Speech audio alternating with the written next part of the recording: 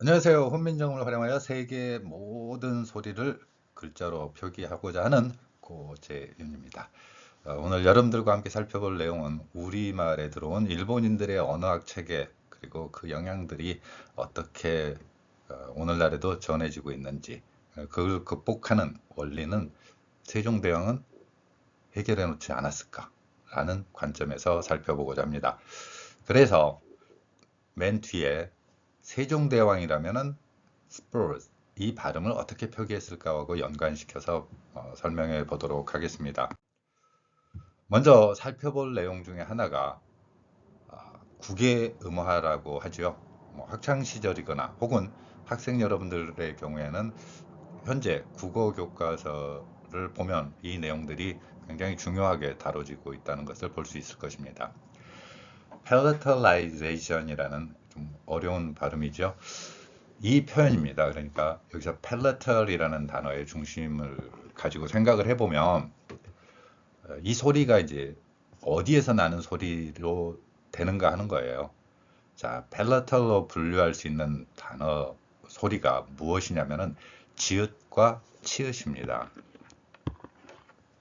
그러면 뒤에 뭔가 되다, realization 이렇게 발음되어 있죠. 이 표현은 뭔가로 되었다라는 거예요.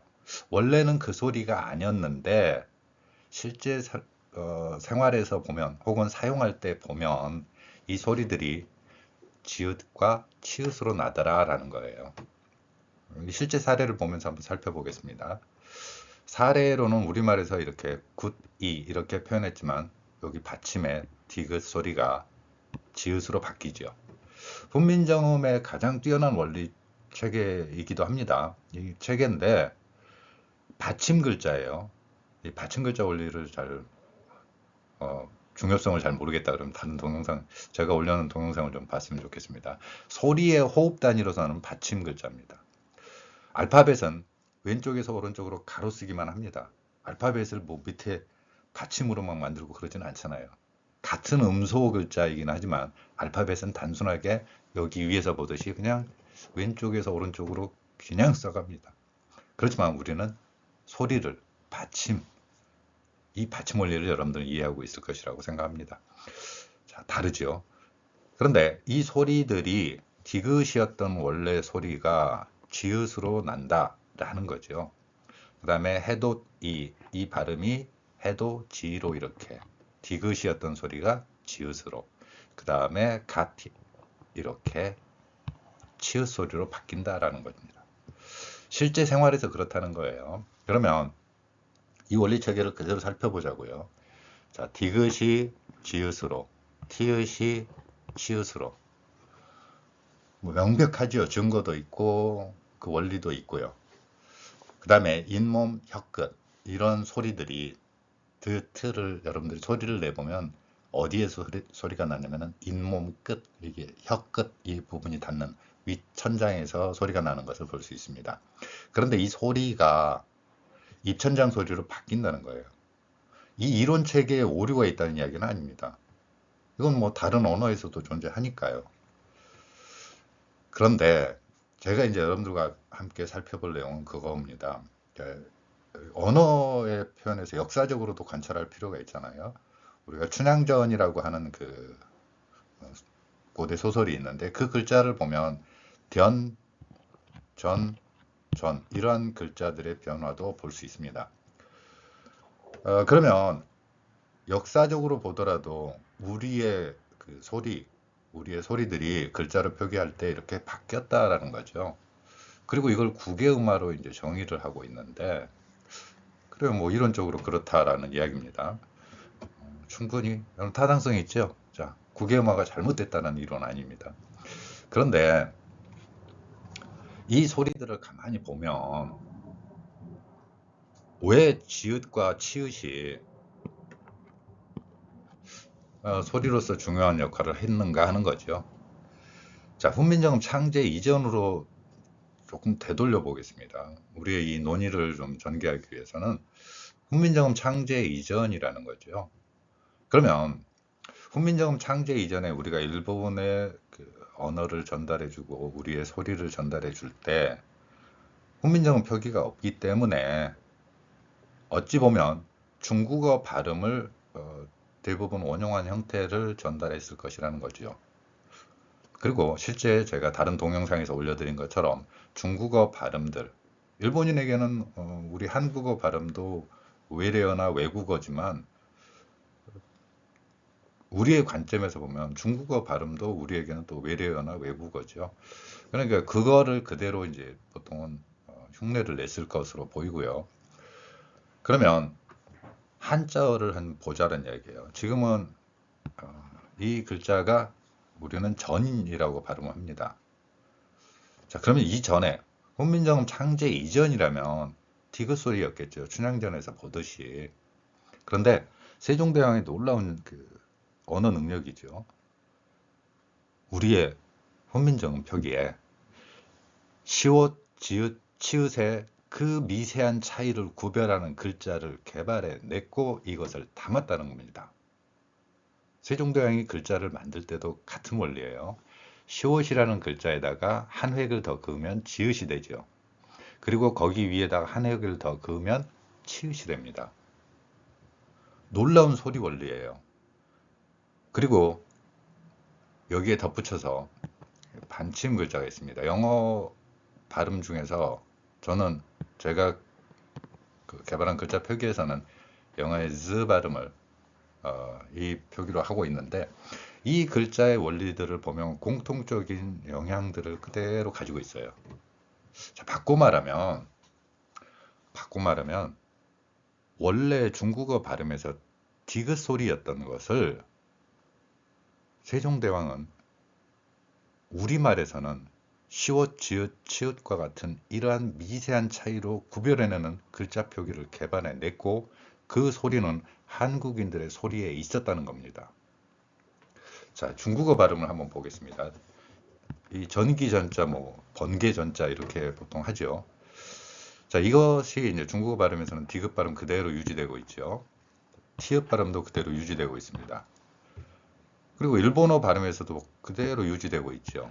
자, 훈민정음 창제 이전에 이제 우리의 소리들이 일본어에 들어갔다고 하면 지읒과 치읓 발음을 하지는 않았겠죠. 그러니까 우리 그 글자에서 훈민정음 표기가 등장하면서 시옷, 지읒, 치읓을 명확하게 각각의 다른 소리로 구별해내는 원리를 제시할 수 있었고, 그리고 한국인들이 가진 이 소리들을 글자로 그대로 다 옮겼다는 거죠.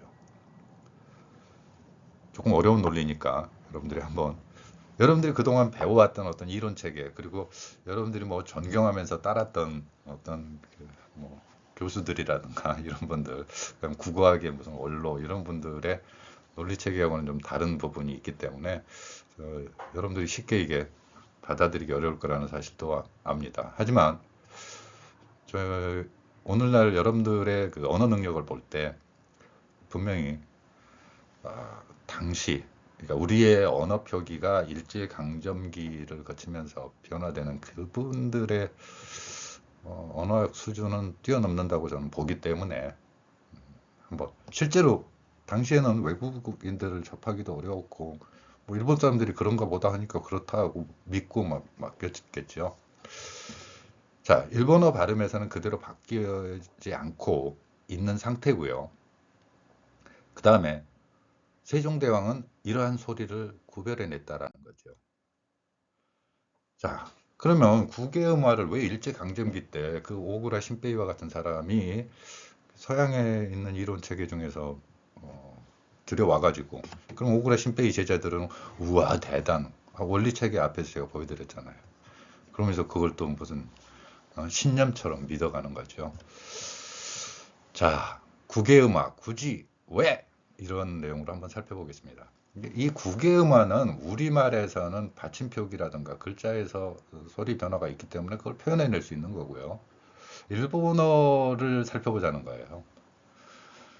자, 일본인들이 이제 과거에는 우리가 전래해주는 어떤 한국어 발음이라든가 이런 걸 많이 받아들였겠지만 일제강점기 시기 이전부터는 이제 일본이 먼저 서양 문물을 접하면서 서양의 언어 표현을 많이 받아들였겠죠. 자, 그러면 일본어를 한번 보자라는 겁니다. 여러분들은 이 T자 발음과 D자 발음에 주의해서 한번 살펴봅시다. 이거 우리말에서도 사용되고 있어요. 자, 보겠습니다. 맨 밑에는 생략. 자, 왜 그러는지 조금 이따 말씀드리고요. 자, T, centimeter. 우리 정확하게 이 소리 낼 수 있습니다. 센트라는 단어는 100을 의미하고요. 미터법에서 미터의 기준은 과거에 일정한 막대. 그래서 미터법이 된 거는 센티가 먼저 기본이 아니고 미터가 기본입니다. 자, 미터를 100등분했다. 그래서 센티미터. 관련 내용은 제가 수학 올린 그 수학 기호 관련되는 내용에 자세히 나와 있으니까 한번 살펴보시기 바랍니다. 자, 핵심은 여기서 뭐냐면은 센티라고 우리는 발음할 수 있죠. 여러분 모두 할 수 있잖아요. 그런데 센치라고 합니다. 자, 앞에서 제가 말씀드린 국외음화 티읕이 치읓으로 바뀌고 있고요. 이 발음은 그럼 어디서 왔느냐? 아니, 티읕 우리 할 수 있잖아요. 근데 왜 센치라고 하냐 이거예요. 몇 센치? 너무 자연스럽네 저도. 자, 몇 센치야? 뭐 이거. 자, 국외음화 일어났죠. 어디 언어예요? 일본어란 이야기예요. 일본어 보세요. 자, 티읕이 치읓으로 바뀌는 거는 우리에게서는 글자 표기에서가 아니라 실제 생활에서는 뭐 이렇게 다른 소리가 날 수 있어요. 그리고 그 비중이 그렇게 크다는 것도 아니고 우리 언어에서 그렇게 중요성도 없는 그런 거죠. 근데 일본어에서는 그렇지 않다는 거예요. 자, 이 일본어 원리를 우리에게 심어줘야 되겠죠. 그래서 센티, 이거 우리 할 수 있다고요. 여러분 안 되는 사람 없어요. 근데 다 돼요. 근데 센치라고 발음한다는 거예요. 더 어이없는 거 한번 볼까요? 여러분들의 언어 수준에서 radio 이 발음 분명히 할 수 있습니다. 그런데 일본인들은 이 디귿을 지읒으로 하잖아요. 라지오. 자, 디귿도 보겠습니다. 사우디아라비아. 여러분 뒷소리 아니야 이렇게. 사우디아라비아. 자, 이렇게 돼간다는 거죠. 그러면 과거에 그랬다라고 생각할까 봐서 오늘날 또 보겠습니다.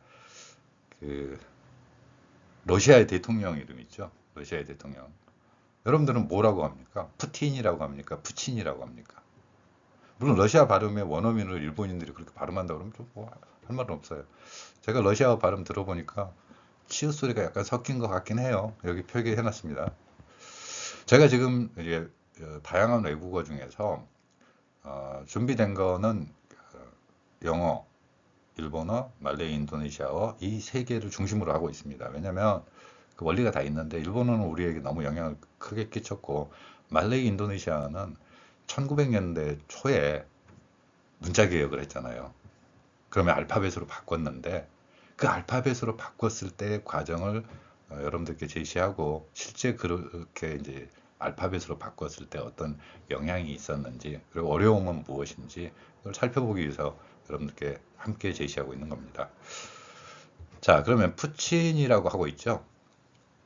이 발음으로 보통 일본인들은 하고 있다는 거예요. 우리는 푸틴 하는데.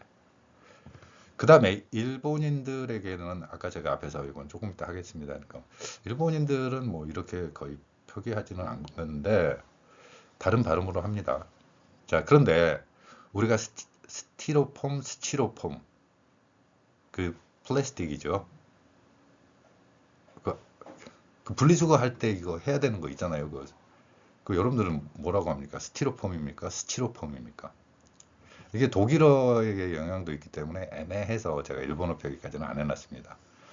괜히 막 일본어에서도 뭐 이와 비슷하게 돼 이렇게 하면 또 여러분들이 어딘가에 찾아내잖아요. 자, 그래서 우리에서는 우리 발음에서 분명히 T 발음을 할 수 있음에도 치 발음을 하고 있는 이러한 그 단어들 몇 가지를 찾아서 여러분들께 제시한 거죠. 우리는 왜 국외음화를 해가지고 이 발음 할 수 있음에도 국외음화를 굳이 하고 있죠? 이게 바로 이제 일본 언어학이 우리에게 영향을 끼치면서 국외음악 같은 경우 뭐 너무도 자연스럽고 일본어에서는 당연한 일이다 이렇게 하면서 일본어에서는 이걸 표현할 방법이 없다니까요. 이렇게 이제 표기하는 원리를 가지고 있지 않기 때문에 일본어로는 안 돼서 걔네들은 못하는 거고, 그래서 자기들은 국외음악을 일으켜가지고 표현을 하는 거고요. 자, 한 번 더 확장해 보겠습니다. 여러분들 중에서 TS로 되어 있는 발음은 츠라고 한다는 걸 굳게 믿고 계신 분들 대부분일 겁니다.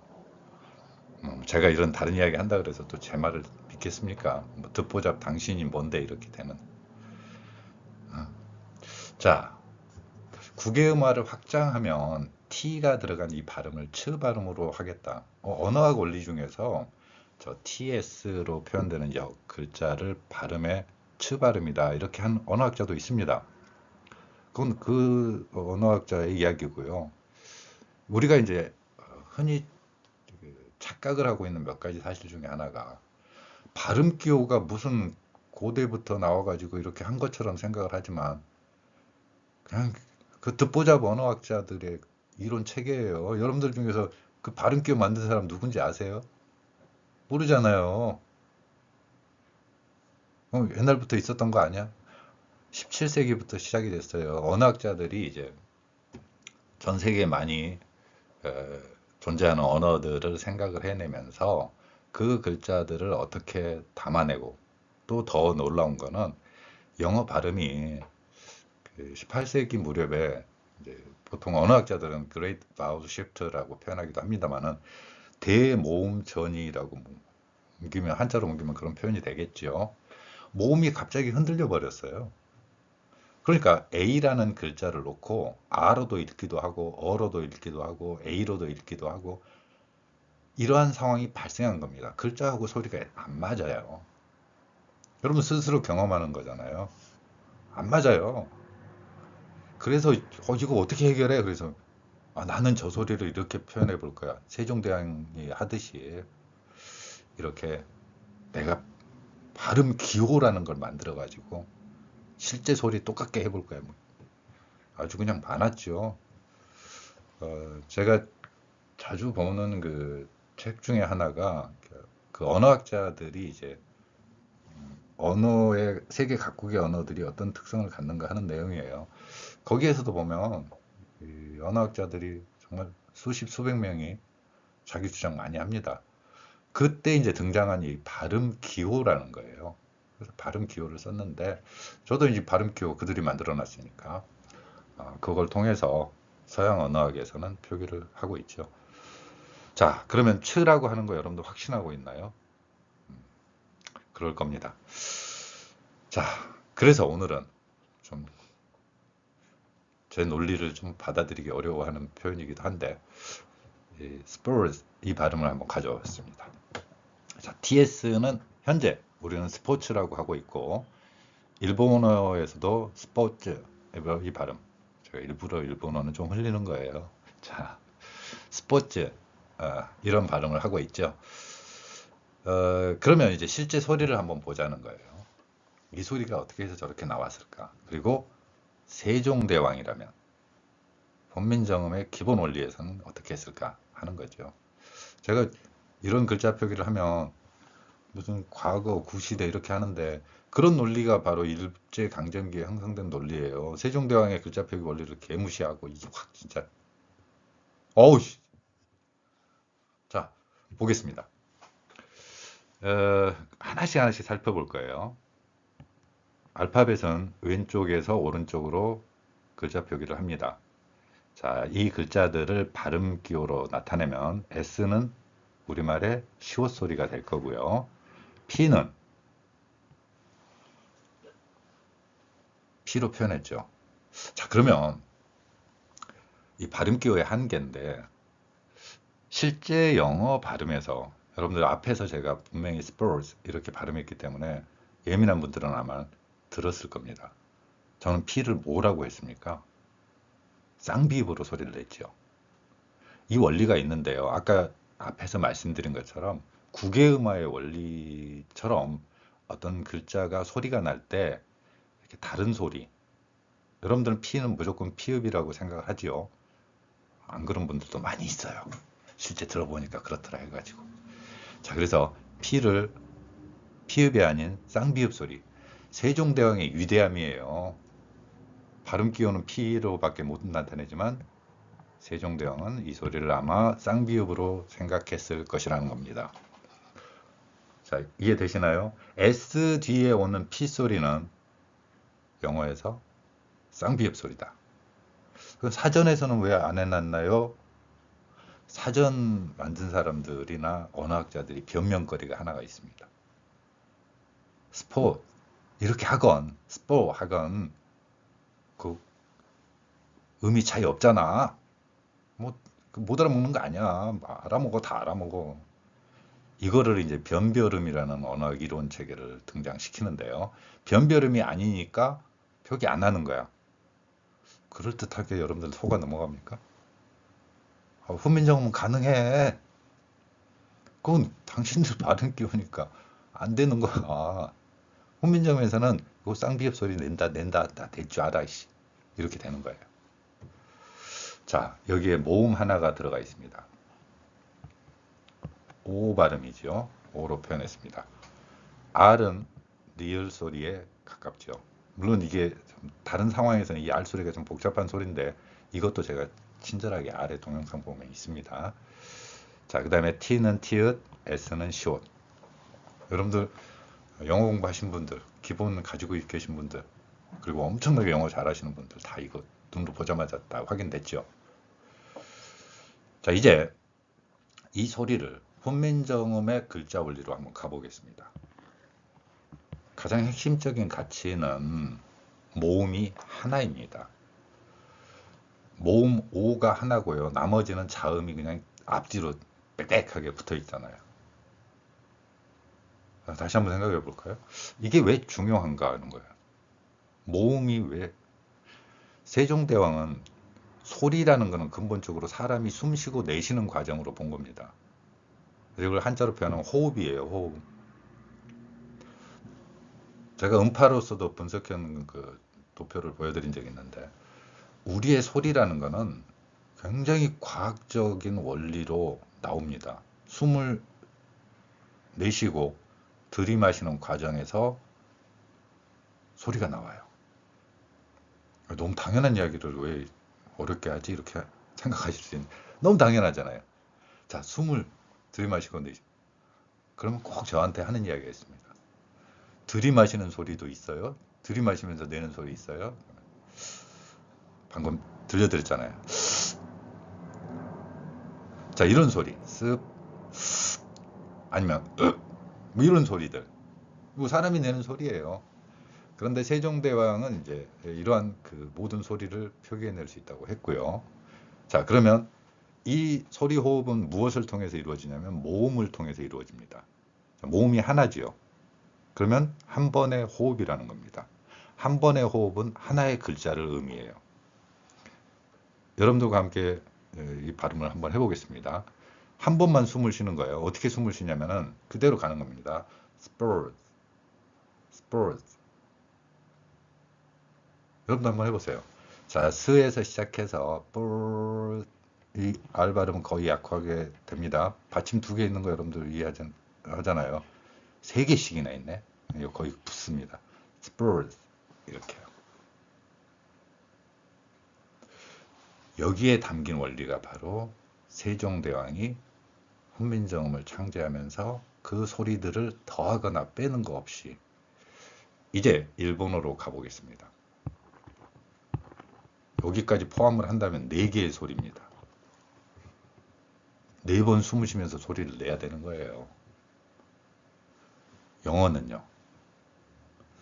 세상의 모든 소리를 세종대왕은 바로 이 원리로서 제시하고 있었고 제가 제 이름 걸고 이렇게 말을 할 수 있는 이유도 세종대왕을 믿기 때문에 그래요. 그분에게 오류가 없다. 언어학적으로 보건 뭘로 보건 굳이 막 세종대왕이 토달지 말아라. 그분의 원리 체계를 그대로 한번 따라가 보는 거죠. 감히 저 같은 사람이 어떻게 세종대왕을 능가하겠습니까?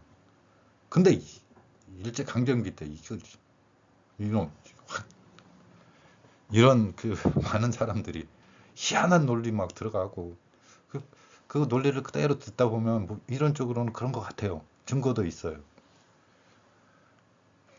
그런데 소리를 글자로 내가 내고 싶은 소리 글자로 그대로 다 하겠다는데 왜 거기에 뭐 제한을 두고 뭐 규칙을 만들고 하냐 이거예요. 세종대왕은 그러라고 하지 않았다는 건 너무도 명확하잖아요. 내가 내고 싶은 소리 다 내고 살아라. 어? 마음속에 담아두면 속병 생겨 뭐 이런 거죠. 자, 사람의 신체 기관을 통해서 이러한 발음 표기를 만들어낸 것이고요. 그래서 스포츠 발음도 분명히 할 수 있다는 겁니다.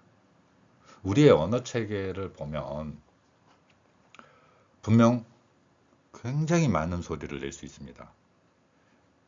제가 이제 다음 동영상에서 한번 올려드릴 건데 한국어 그리고 한글의 놀라운 것 중에 하나는 저는 이 모음에서의 그냥 막 이런 거 있잖아요.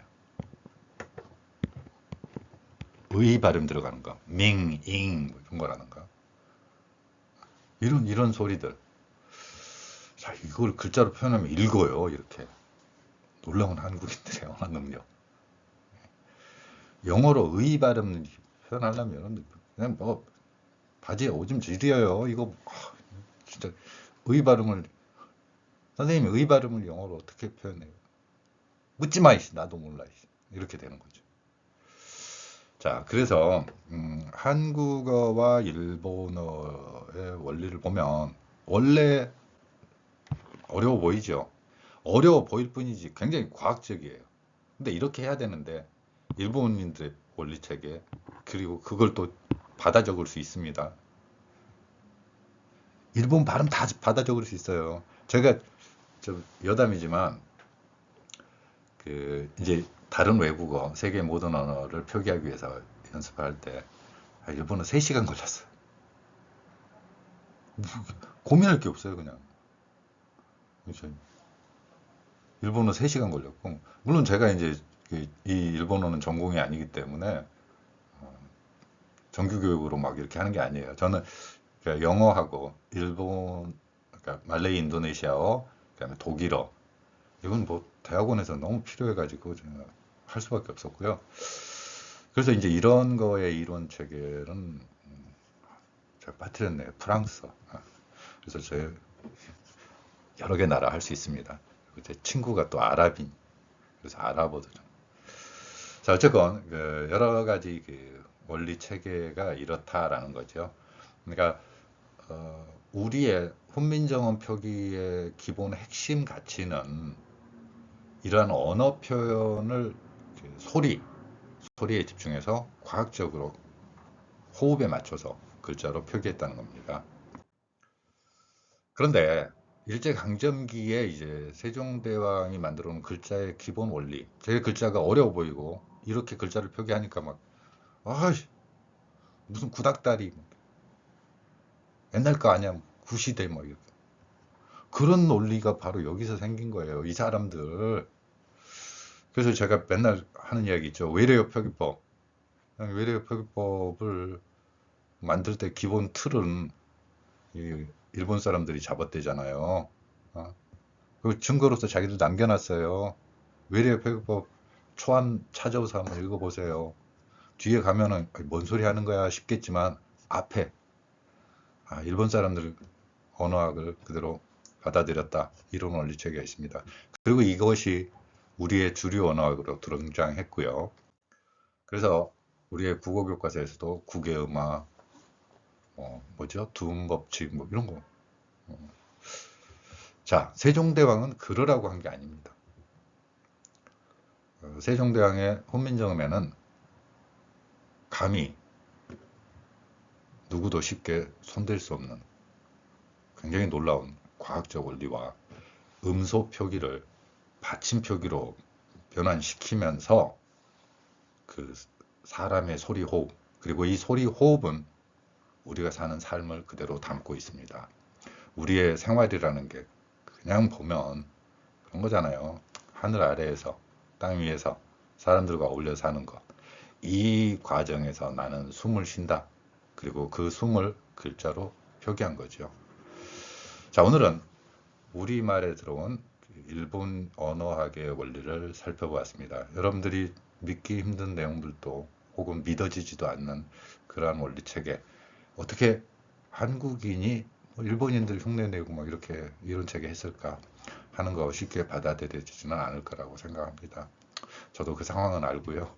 어쨌건 여러분들이 스스로 이 글자 체계나 원리를 저를 보지 마시고 세종대왕을 믿고 함께 사용하고 더 아꼈으면 합니다.